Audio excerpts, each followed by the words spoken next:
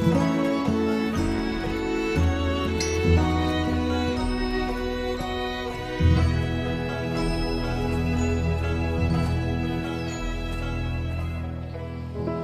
and Larissa asked me to read a couple of quotes from a man named John Piper, who's a well-known Bible teacher, and he talks about marriage and how this mystery refers to Christ and the church. And he says this: marriage is not mainly about prospering economically. It is mainly about displaying the covenant-keeping love between Christ and his church. He says, knowing Christ is more important than making a living. Treasuring Christ is more important than bearing children. Either way, it is short. It may have many bright days, or it may be covered with clouds. But if we set our face to make of marriage mainly what God designed it to be, no sorrows and no calamities can stand in our way. Every one of them will be not an obstacle to success, but a way to succeed.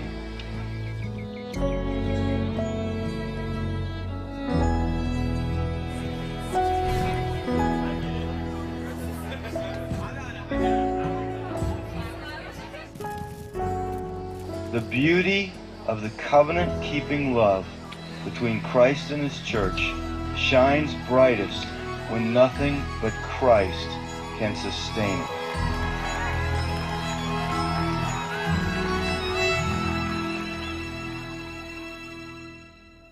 Ian and I first met in 2005 at college and had a blast for 10 months getting to know each other. And I was looking through and I found one of my favorite pictures, which I think was actually taken right before his accident. He set up a camera on his tripod, and it's just a classic Ian face that to me sums up who he is.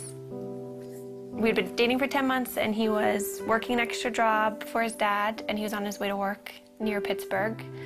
And we got a phone call that he had been in an accident, and we didn't know if it was when he got to work or on his way. And so we got down to Pittsburgh, and I was just praying the whole time in the car that it wouldn't be his brain. After being at the hospital for a few hours, we found out that it was, and he had been in brain surgery for a few hours and had suffered a traumatic brain injury. God totally spared his life. One night he was failing 4 out of 5 brain activity tests, and the next morning he was doing well and his brain was starting to respond again.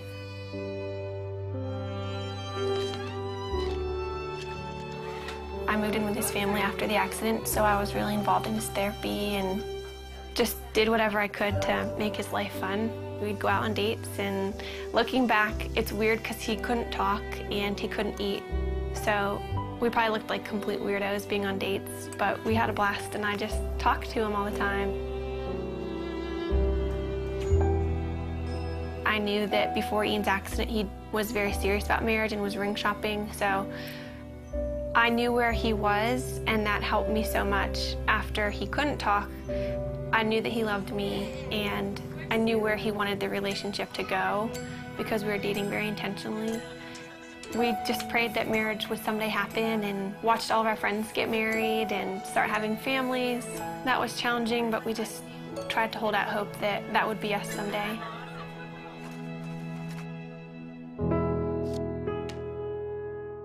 This is our board of gratefulness, and we encourage anybody who comes in to write a note of something that they're thankful for. It could be really small. Mine is just Saturday mornings, and it's just a good way that we've found to be just practicing gratefulness. And Ian, I think half of yours say my wifey, which is pretty cool.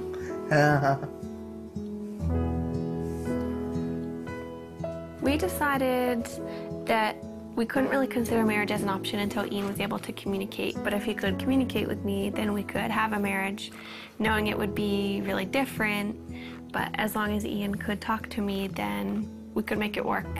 So once Ian began communicating, it became a little bit more of an option, and then we just kind of watched Ian progress. my feet. How are you? What? How are you? How was your day? Yes. A conversation I had with his dad, it was one of those conversations where I realized this could happen. Then that August, his dad was diagnosed with brain cancer. And at that point, his dad's biggest concern was Ian and I, and whether or not we were going to get married or step away from our relationship. He wanted us to make a decision to move our lives in some direction. He passed away before he was able to see us get engaged, but that was a huge impetus in why we started to pursue engagement.